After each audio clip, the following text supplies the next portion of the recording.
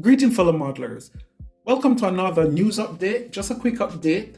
I'm still in my build spree, as you can see. I have now done another season plane BF109 G10. I love the paddle prop. I love how it has the distinct curve on the forward fuselage here that houses the cannon. I love the Earl hood and the radial mass at the top. Love the fact that you have this little fuel tank, auxiliary fuel tank underneath, and overall it's a very nice representation. Model came out quite well. Really loved, really pleased with it. I love also the distinct shape of the pod on the front of the wing panel, right? Upper surface, really looking nice. I'd love to know if they have a K4 in scissor plane. I'll go look it up. It would be nice to do a series and evolution of the BF109. Then to join this, I also did this. This is a Westland Whirlwind, and I love this plane. As a kid growing up, I was always reading that Air Commando comic, and it had a series with the Westland Whirlwind in it. I love the twin engine, sleek look. It looks really advanced and purpose built with the 420mm cannon. This was made from using, I think it's a 0.6mm solder wire. That's what I use in the nose. Everything else basically matches well, and I then tamp it down with matte varnish at the end. So yeah, really love it. Really came out really nice. And the full bill also for this will come along with the other series of stuff. Like I said, in build mode. Now, I was asked earlier about the glue that I use, and I wanted to show you. This is the glue I use, Aleene's Tacky Glue. And this glue, hands down, is the best glue I've come across.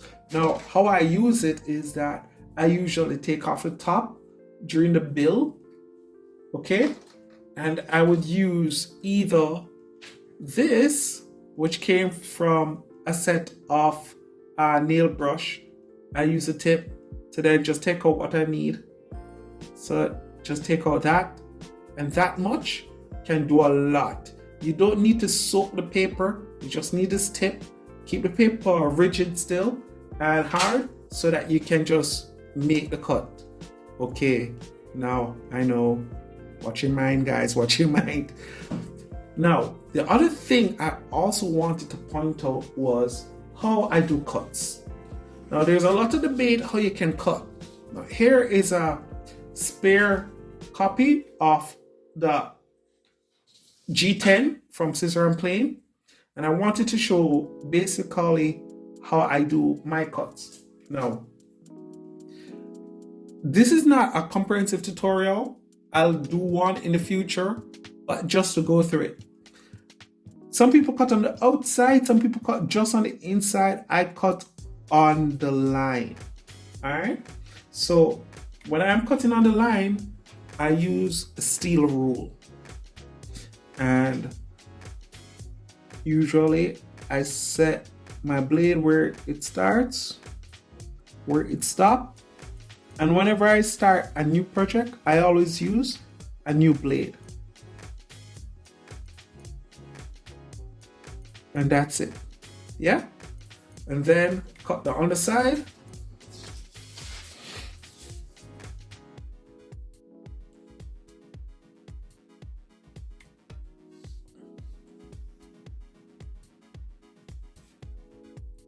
Just like that. And then the edge I will paint so that it will be lost by the time you join them together. Like what I've cut here literally is a join right here, but you don't see it. And that's because we paint the edges. Yeah? So I usually cut on the line. So that's something that you can try for yourself and see how it works for you. And also, all my models are printed on 120 gram sheet paper. 120 gram, trust me, it works. There will be a full comprehensive how to use tool coming up in the future when I do it, but please bear with me, guys, because like I said, I'm just in a build mode And I know that that spree will end soon, and then I will edit all these videos.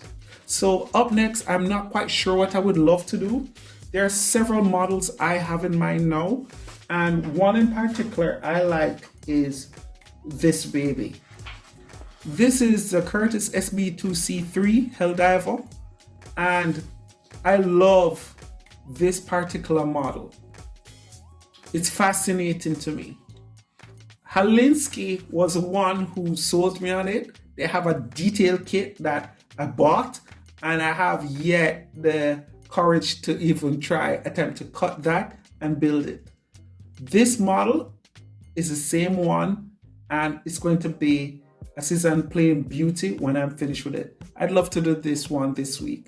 I don't know if you have any other models that you have in mind that I can build, you let me know. But that's it.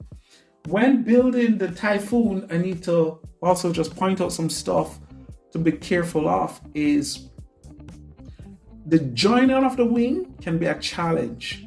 That's something I needed to express. So what happened is that I use toothpick as a dowel because it is straight on the inboard panel. So I use toothpick to make sure the alignment is correct.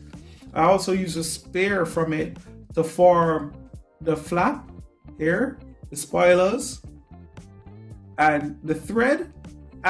If I have my own way, I will not use thread again. At this smaller scale, using thread, I think, took away from the beauty of the model, right?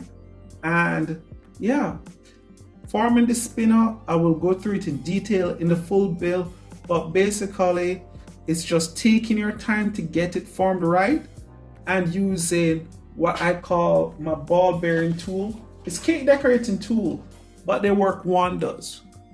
This is my cake decorating tool, and that's what I use to form the roundness of it. If you watch my Fiddler's Green model series, you will see me using this, and it explains why. And if you don't have this, or it's not available for you, guess what? This is a regular brush, paintbrush.